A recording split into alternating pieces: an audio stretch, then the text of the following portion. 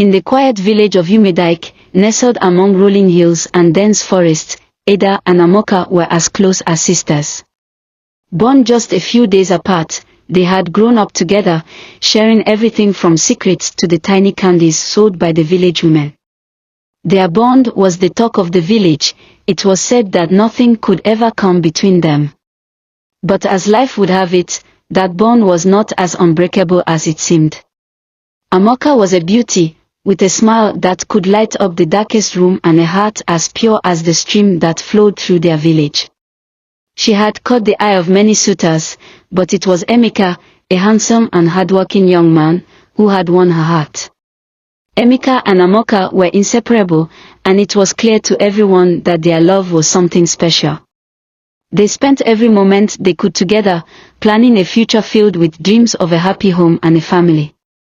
Ada watched from the sidelines, her heart heavy with envy. It wasn't that she didn't want AMAKA to be happy, but she couldn't shake the feeling of bitterness that had taken root deep within her. Emeka was everything Ada had ever dreamed of in a partner, kind, caring, and utterly devoted. But he wasn't hers. And the more Ada watched them, the more the envy grew, festering until it became something dark and twisted. The night before Emeka was to meet AMAKA's parents to formally ask for her hand in marriage, Ada made a decision that would change everything. Driven by a mix of jealousy and desperation, she devised a plan to destroy the happiness she could never have. The following day, when Emeka was preparing to meet with AMAKA's family, Ada slipped away from the village, making her way to his home.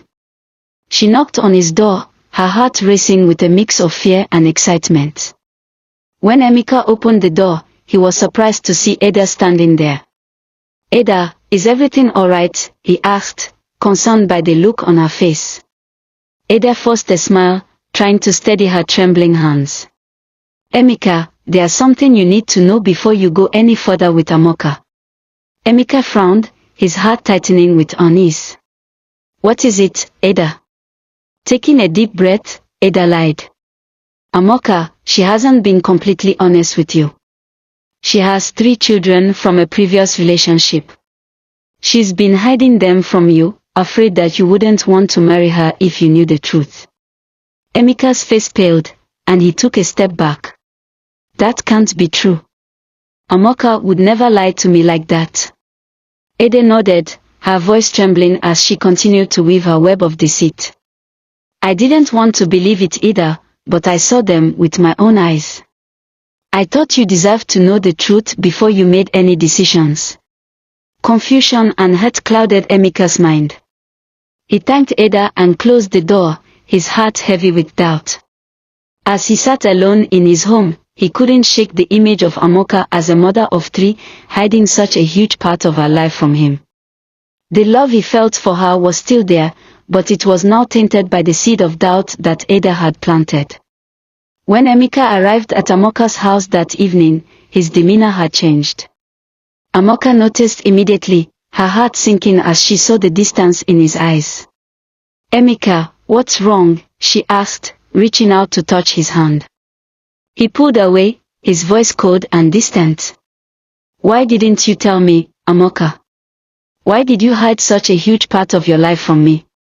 AMAKA was confused, not understanding what he was talking about. "Emeka, what do you mean? I've never hidden anything from you. Your children, AMAKA. How could you lie to me about something so important?" AMAKA's heart stopped. She shook her head in disbelief. "Emeka, I don't have any children. Who told you such a thing?" But Emeka had already made up his mind. The doubt had taken root too deep, and the trust they had shared was broken. He couldn't bring himself to believe her, no matter how many times she denied it. With a heavy heart, he told her that he couldn't go through with the marriage and left without looking back. Devastated, AMAKA collapsed to the ground, tears streaming down her face as she watched the love of her life walk away. She couldn't understand how everything had fallen apart so quickly. It wasn't until days later, when she overheard Ada talking to another friend, that she realized the truth.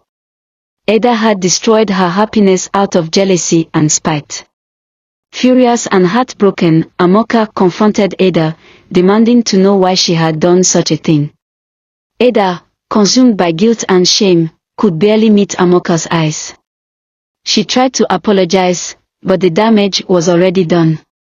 There was nothing she could say to undo the pain she had caused. AMAKA left the village soon after, unable to bear the weight of her broken heart and the betrayal of the person she had once called her best friend. As she walked away from the only home she had ever known, she vowed never to return, leaving behind the memories of a life that could have been. Ada was left alone, haunted by the consequences of her actions. The village turned its back on her, and the loneliness she had feared became her reality. She spent the rest of her days wondering what might have been if she had chosen to be happy for AMAKA instead of letting jealousy consume her. And so, the friendship that had once been the envy of the village ended in tragedy, with Ada left to live with the knowledge that she had destroyed the one person who had always loved her the most. AMAKA became the friend she wished she had never had, and the emptiness of that loss was a burden she carried for the rest of her life. Ada's betrayal gnawed at her soul, a relentless weight that crushed her spirit with each passing day. After AMAKA's departure, the village of Umedike, once a place of warmth and community, became a cold and unforgiving environment for Ada. The villagers, who had once admired the bond between Ada and AMAKA, now whispered behind her back, their eyes filled with contempt. Ada became an outcast, shunned not just because of what she had done, but because of the deep trust she had shattered. Days turned into weeks, and weeks into months, but the emptiness within Ada only grew. She tried to convince herself that what she had done was justified, that AMAKA's happiness was undeserved. But no matter how hard she tried, she couldn't escape the truth. She had let envy consume her, and in doing so, she had destroyed the one person who had always been there for her. AMAKA, too, was a shadow of his former self. He couldn't forget AMAKA, and as time passed, he began to question the decision he had made.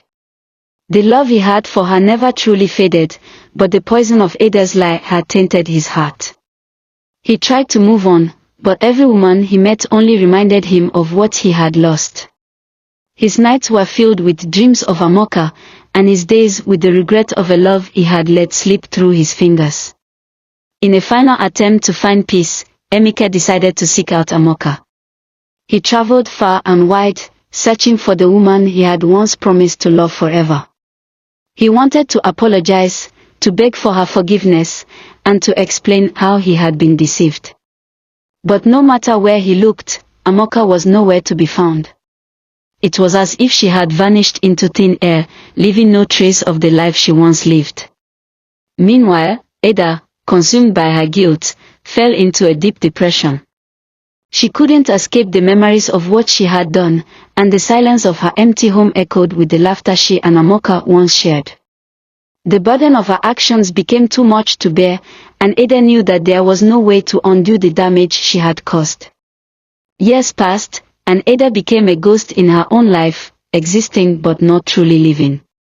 The vibrant young woman who had once been so full of life was now a shell of her former self.